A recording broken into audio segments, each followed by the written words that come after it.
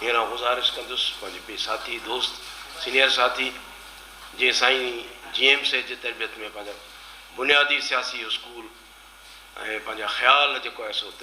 खे अॻिते वधायो ऐं अॼु बि असां सां हिकिड़े रहनुमा दोस्त जे तौर ते गॾु आहे साईं ग़ुलाम शाह साहिब खे गुज़ारिश कंदुसि अची पंहिंजे ख़्यालनि जो इज़हार साईं ग़ुलाम शाह साहिब।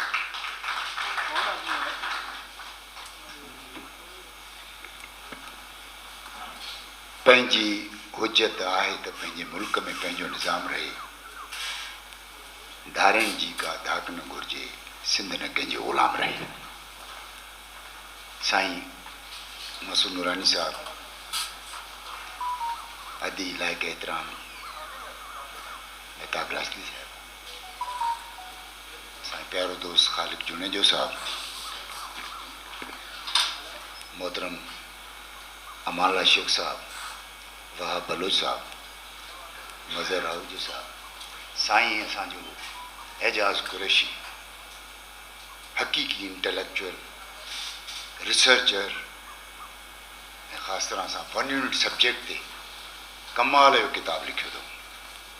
तमामु घणी महिनत सां, यूनिट साहब ऐं सॼे सथ खे ऐं उन सां गॾु हाल में मौजूदु तमामु प्यारा दोस्त हिज एक्सीलेंसी इकराम अंसारी साहब, सभु दोस्त प्यारा प्यारा वेठा आहिनि, कंहिंजा कंहिंजा नाला वठूं। दोस्तों अर्ज़ु इहो आहे त 1 यूनिट जी असीं गोल्डन जूबली त मल्हायूं पिया, पर हक़ीक़त इहा आहे त 1 यूनिट अॼु सुधो ख़तम ई कोन थियो आहे। 1 यूनिट हिकिड़ो माइंड सेट आहे। मां त ईअं चवंदुसि त 1843 में सिंध जी मुल्की हैसियत ख़तम कई वई। When Britishers occupied our country, at that time we were not a princely state or the province of the India, we were independent country. तो उहा मुल्की हैसियत असांजी जेकी आहे 1843 में ख़तम थी। वरी 1847 में जेको प्रोविंशियल स्टेटस ॾिनो वियो, असांखे डिक्लेयर कयो वियो इंडिया जो प्रोविंस, उहा प्रोविंशियल स्टेटस बि असांजो ख़तमु करे बम्बई प्रेसिडेंसी जे अंडर करे असांखे डिवीजनरेट बनायो वियो, कमिश्नर जे अंडर में कयो। पर अहिड़ो नाहक जेको 1955 में थियो असां सां, यानी आम तरह सां मुख़्तलिफ़ वक़्तनि में मुख़्तलिफ़ अदवार में सिंध ते कब्ज़ा थींदा रहिया, उहो बहमननि जे दौर खां वठी, चाइनीज़ खां वठी, अरबन खां वठी, अरबन ऐं तुर्खाननि खां वठी, पर सिंध सलामत रही। सिंध जा मुख़्तलिफ़ नाला रखिया विया, पोइ इंड बि थी, पोइ मेहराण बि थी, पोइ मुख़्तलिफ़ रहिया, पर इहो वजूद रहियो। 1955 में 1 यूनिट जी जेकी मुसीबत आई, उन में सिंध जो नालो निशानी ख़तमु कयो वियो। सिंधड़ी तुंहिंजो नाव विधो जहिड़ो कारीगर ते पेर पियो, त इहा सूरत हाल वञी बणी। हाणे इहो माइंड सेट जेको आहे उहो छा आहे त इनकार ऐं वतन जी फिलासफ़ी, क़ौमुनि जो इनकार, ग़ैर फितरी फिलासफ़ी। मां त चवंदुसि त हीअ जेकी रिलीजियस नेशनलिज़म पैदा थियो, जंहिंखे नज़रिया पाकिस्तान उनजी बुनियादु आहे, या सम्झो त उनजी सोच जो टाइटल आहे, उन मुताबिक़ क़ौमुनि ऐं वतननि जो इनकार आहे। असीं क़ौम न आहियूं बल्कि हिकु उम्मा आहियूं,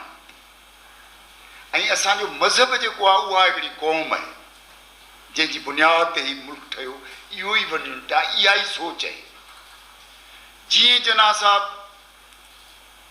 खां वठी इहो सिलसिलो शुरू थो थिए पियो, उन टाइम में बि एडवाइस इहा थी कई वञे त हीअ जेको मुख़्तलिफ़ सूबा आहिनि हिते हिन असांजे वेस्टर्न एरिया में, उनखे मिलाए हिकु कयो वञे। उनजो इकोनॉमिकल एडवाइज़र जेको हो मिस्टर आर्चबॉल्ड उन बि इहा एडवाइस कई ऐं जिन्ना साहब बि जहिड़ो करो हुनखे ज़हनी तरह सां क़बूल कंदे रुगो इहो चयो हिते वक़्त ऐं हालतुनि जी इजाज़त कोन थी ॾे हिन वक़्तु न हिनखे वक़्ती तरह सां तव्हां पोस्टपोन कयो सो इहो ऑन रिकॉर्ड आहे या उन टाइम में इहा सोच हलाइण यानी 47 में ई 8 महीननि खां पोइ जेको आहे कयो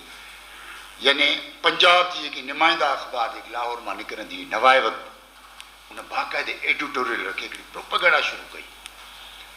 त हीअ सूबा जेके आहिनि इहो तासुब फैलाईंदा उनजे करे हीउ ख़र्चु तमामु वॾो थो थिए पियो उनजे करे इहो हिकु थियणु घुरिजे 47 उनखां पोइ हितां वरी डान जेके उन टाइम में मुस्लिम लीग जी ख़ुसूसन हिते जेके कराची जे हवाले सां असांजा जेके दोस्त आया ॿाहिरां जेके क़ाबिज़ हुआ उन टाइम में हुकूमत बि हुई सभु शइ उन्हनि जी नुमाइंदी कंदे उन वरी इन शइ जी सपोर्ट कई त ईअं हुजणु खपे ख़र्चु घटि आहे जेको अॼु चयो थो वञे पियो न त बाबा हीअ जेके आहिनि सो एडमिनिस्ट्रेशन जेको आहे सो सही कोन थींदी उन करे डिवीजन कई वञे टुकड़ा कया वञनि सूबा ठाहिया वञनि उन टाइम में सभु इन जी हिमायत में हुया त घटि में घटि सूबो हुजणु खपे हिकिड़ो सूबो हुजणु खपे चइनि जी बजाए जेको हाणे 10 टुकड़ा था चाहिनि पिया उन टाइम में इहा सोच हुई ऐं उनखां पोइ वरी पंजाब ख़ुसूसन जीअं नाला वठी आहे दोस्त दौलताना हुयो उर्मानी हुयो पर मलिक ग़ुलाम अहमद ऐं बैग में सिकंदर मिर्ज़ा ऐं असांजो अयूब खान उहे इन सोच जा हुया त असांखे कंट्रोल कीअं कजे यानी हीअ जेकी सोच हुई कब्ज़ो कीअं कजे कॉलोनाइज़ेशन जी सोच जेकी हुई यानी कीअं असां वधी करे बाक़ी क़ौमुनि जो वजूद ख़तमु कयो इहा जेकी सोच हुई उन तहत जेको आहे इन शइ ऐं उन में असीं कीअं काउंटर कयूं असां हिन खे पंहिंजे बंगाल खे ऐं ख़ासि तरह सां 53 वारी इलेक्शन इहो त घणियूं ॻाल्हियूं आहिनि हाणे केतिरो हिन मुख़्तसिर टाइम में असीं तफ़सील में वञूं 53 में यूनाइटेड फ्रंट पंहिंजो जंहिंमें अवामी लीग असांजे हुसैन शहीद सरवर्दी जी ऐं फज़लत जी इस्लामिक पार्टी इहा जॾहिं इलेक्शन खटी आई 309 जेको आहे सो ऐवान मंझां 233 सीटूं खटी आया त इन ते हा 53 में इलेक्शन जेकी थी 54 में बि चइनि था पिया उहा 53 जी इलेक्शन काउंट कयां थो मां मुंहिंजे ख़्याल में थी सघे थो साईं बि ईअं लिखियो आहे 53 सो उन में जेको आहे सो जॾहिं इन खां ई वधीक ॾिना त हाणे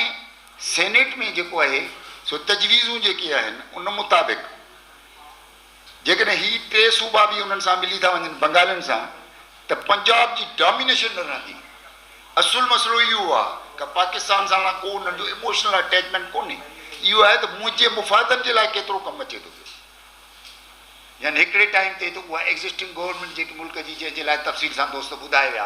त अचण सां पाकिस्तान ठहण सां असां सां कहिड़ो असरु कयो कीअं कराची खसी वई कीअं लैंड एलिनेशन बिल जेको आहे पास थियल उनखे कीअं ख़तमु करे सिंध जूं ज़मीनूं कारखाना नौकरियूं वसाइल उहे कीअं धारनि जे हवाले कया विया हिते जेको आहे सो कीअं कहिड़ी तरीक़े सां वालार कई वई कीअं जेको आहे सो रिफ्यूजीज़ रिहेबिलिटेशन कमिटियूं ठाहे कीअं हुकूमतूं जेको आहे सो ठाहियूं हुयूं जंहिं रजिस्ट कयो उनखे कीअं ख़तमु कयो कीअं खोड़े खे हटायो वियो कीअं जेको आहे सो वरी पीर साहिब खे आंदो वियो कीअं वरी जेको आहे सो अब्दुल सत्तार जेके रजिस्ट कयो त उन सां छा असरु कयो इहा वॾी हिकिड़ी तफ़सील आहे पर असुलु मक़सदु जेको इहो आहे त कब्ज़ो कीअं कजे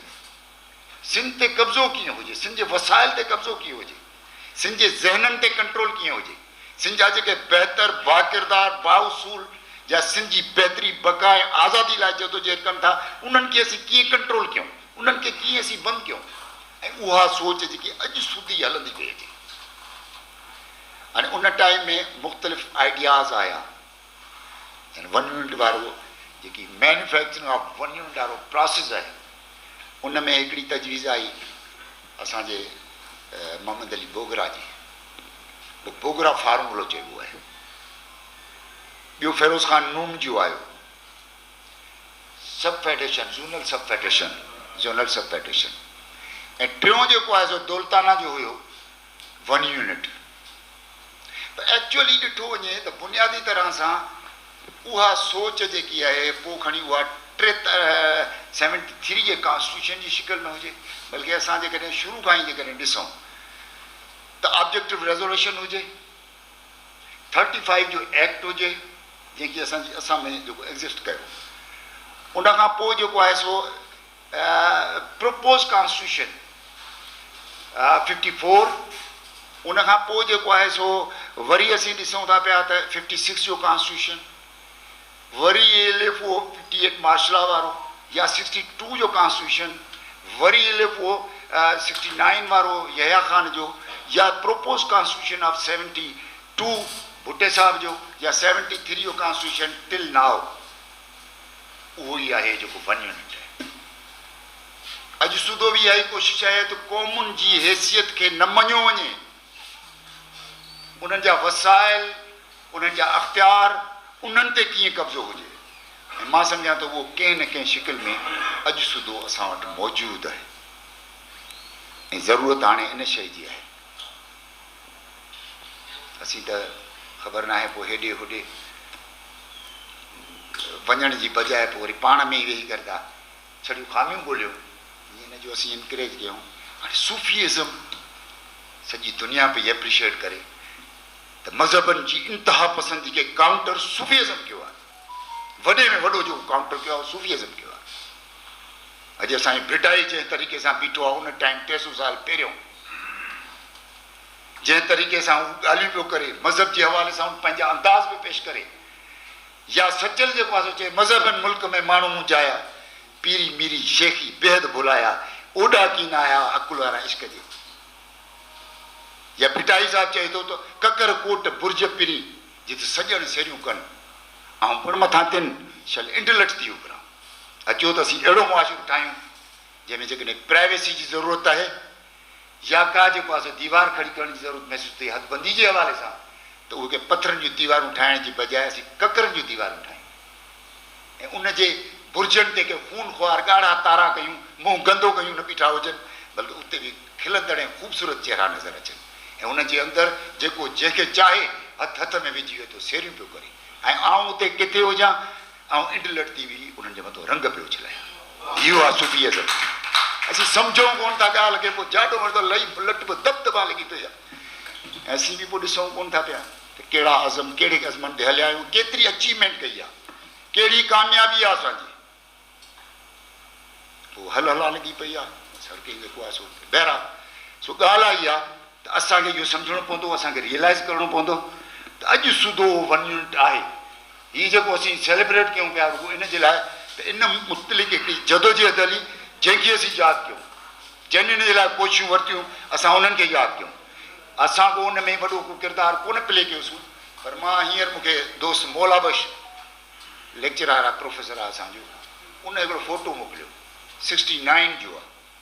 उन में मां वेठो आहियां बुख हड़ताल ते ख़ैरपुर में, मां अञा पढ़ंदो हुयुसि 9th में, बुख हड़ताल ते ॿिया वेठा नसीं उन्हनि सां गॾु वेठा आहियूं, जंहिंमें अली अहमद डोगर उन टाइम में वॾा नाला हुया असांजा, ऐं आगा असद, ओशाक अली हिसबाणी, मूसी रज़ा, इहे सभु वेठा आहिनि। उन फ़ोटो में मूंखे हाणे मोकिलींदो ॾिठो त इन तरीक़े सां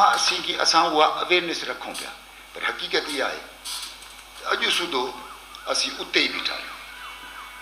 ग़मे दौरान भी सीखा, ग़मे जाना का चलन, वही सोची हुई डले वही बेसाख्तापन, वही इकरार में इनकार के लाखों पहलू, वही होंठों पे तबस्सुम, वही अबरू पे शिकन।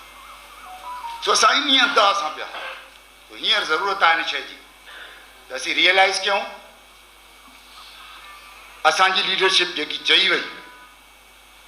उनखे मद्देनज़र रखी असीं ॾिसूं, उन्हनि जी वुसअत नज़र खे ॾिसूं त फ्यूचर जे लाइ जीएम से छा चई हो, दुनिया खे छा चई हो, पाकिस्तान जे मुस्तक़बिल जे लाइ छा चई। अॼु जेके ॻाल्हियूं चई थियूं वञनि, असीं साम्राज्य जा दलाल थी विया आहियूं, सवाइ दलाली जो बि असीं छा था कयूं पिया, उन में का तब्दीली जे लाइ का कोशिशि कोन था वठूं। हिते वधि में वधि कॉम्पिटिशन में थी आहे त मां वधीक दलाल कीअं साबित थियां, उन जे लाइ उहो कहिड़ा उसूली ऐं ज़ाब्ता रखी हो ऐं वक़्तु साबित कयो, जीअं जीअं से चई हो उएं थिए पियो। वही चश्मा बका था जिसे सब शराब समझे, वही ख्वाब मोतबर थे जो ख्याल तक न पहुचे। अॼु असांखे ईअं ख़बर खपे, ही बुनियाद पर असीं जेको ॾिसूं पिया इन जी निशानदेही जीअं सॾु करे تو بابا ہی جو کانسٹیٹیوشن ہی جو سسٹم ہی جو انکار وطن کی فلاسفی ہی جو نظریہ ہے پاکستان یہ تباہی بربادی کندو سمجھن گرجے تو پاکستان ہکڑی فیڈریشن ہے گھن قومی ملک ہے جیتے تھی فیڈریشن مضبوط نہ تھی ہائیلی سینٹرلائز سسٹم سے ملک نہ ہلی سکدو فیڈریشن تڏहिं مضبوط تھی جڏहिं ان جا فیڈریٹنگ یونٹس مضبوط थींदा فیڈریٹنگ یونٹس تڏहिं مضبوط थींदा जॾहिं उहे ऑटोनोमस ऐं सावरन हूंदा तॾहिं असां हिकिड़ियूं पॉलिसियूं मुल्क जे लाइ ठाहे सघंदासीं जंहिंमें मज़हब ऐं सियासत खे अलॻि रखिणो पवंदो ओड़े पाड़े सां जेके बि प्रॉब्लम्स आहिनि कंफ्लिक्ट रेज़ोल्यूशन उहे डायलॉग सां रिज़ॉल्व करणा पवंदा हीउ जेको असां ग़ैर ज़रूरी पंहिंजो बजट जेको आहे सो डिफेंस ते ख़र्चु कयूं था उहो मुल्क जी वेलफेयर जे लाइ ख़र्चु करणो पवंदो ऐं इन तरीक़े सां हीउ घण क़ौमी मुल्क क़ौमुनि खे बराबरि जी हैसियत ॾियणी पवंदी उन्हनि जा वसाइल हक़ इख़्तियार उन्हनि जे हवाले करिणो पवंदो तॾहिं असीं हिन मुल्क खे हिन टेररिज़म खां हिन इकोनॉमिकल प्रॉब्लम्स खां ऐं हिकिड़ो वायबल असां स्टेट ठाहे सघंदासीं सो इन हवाले सां असीं जेकॾहिं इन प्रोग्राम ते वेंदासीं त इन सां मुल्क जी बहितरी थींदी। महिरबानी। साईं ग़ुलाम शाह साहब जंहिं पंहिंजे ख़्यालनि जो इज़हार कयो।